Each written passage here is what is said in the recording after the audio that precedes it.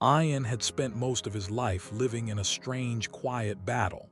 Not the explosive kind that people see, but the silent one that sits in your chest, day after day, tightening like a rope. A battle between who he was and who he knew he could be. From the outside, he looked like a perfectly ordinary man.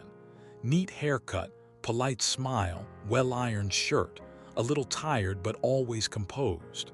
People often said he was dependable, responsible, the guy you could always count on. He laughed softly every time someone said that, nodding along, even though a small ache gathered behind his ribs. Dependable, responsible.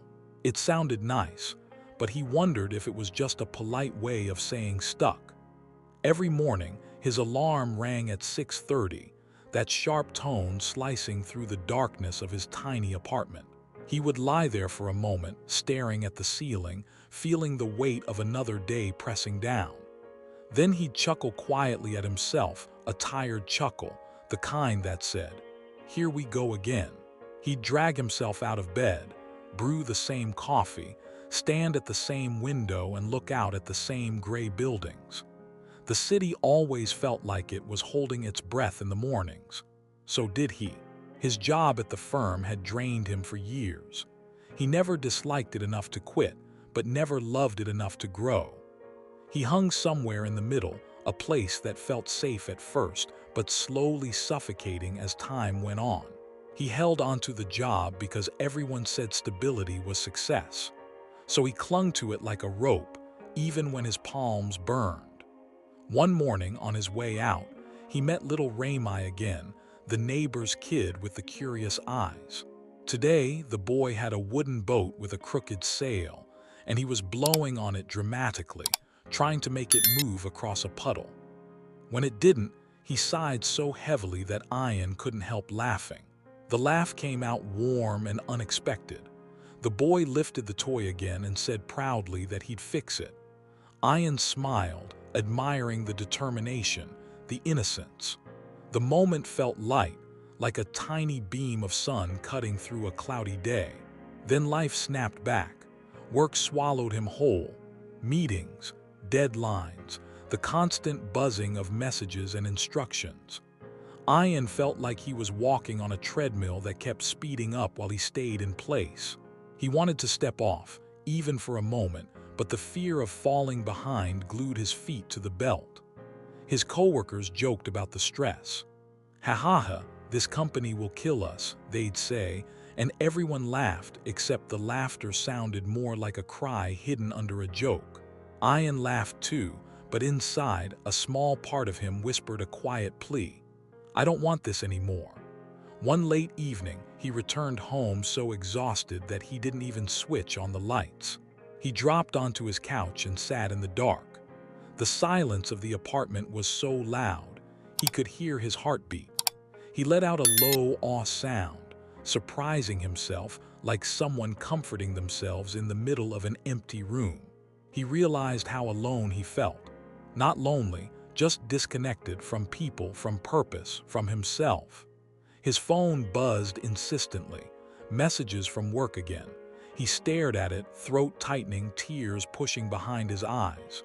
He didn't cry often, he didn't allow himself to, but tonight the exhaustion tugged at something fragile inside him.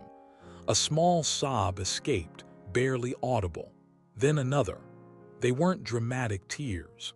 They were quiet, tired tears that slipped down in silence. He wiped them quickly, letting out a shaky laugh at himself. "Wow, look at me," he thought, actually crying over a job. But he knew it wasn't just the job, it was everything. Every burden he had carried because he was too afraid to let go. The next morning, he woke up feeling hollow. He walked outside to clear his head and found little Rami again, this time crying softly, holding the same wooden boat. The sail had broken off completely. Ayan knelt beside him.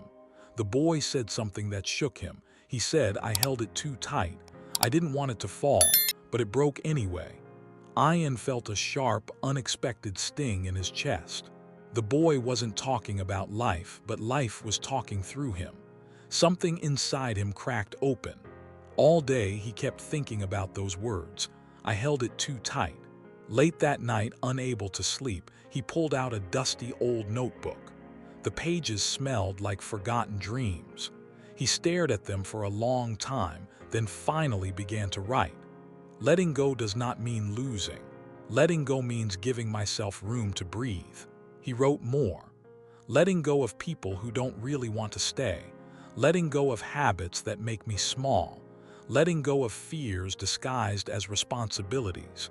His hand trembled. His eyes blurred.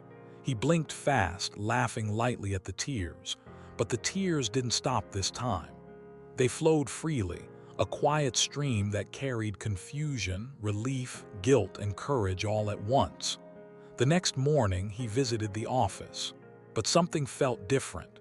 The walls didn't intimidate him anymore. The noise didn't shake him.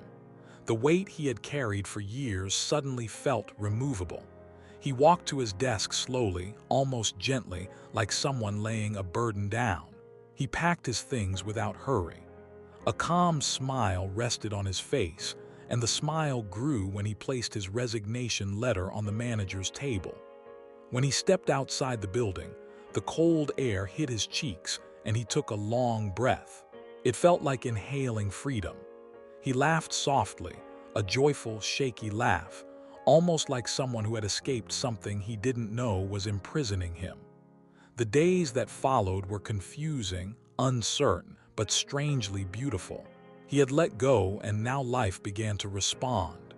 He started sketching again, something he hadn't done since college. He met new people, kinder people, people who inspired him instead of draining him. He worked on small ideas that slowly grew into real opportunities. But the real change was inside him.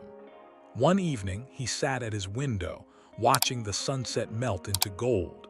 He whispered to himself, almost in awe, "I didn't lose anything. I found myself." A warm tear slid down his cheek, but this time it wasn't from pain, it was from recognition, from gratitude, from understanding.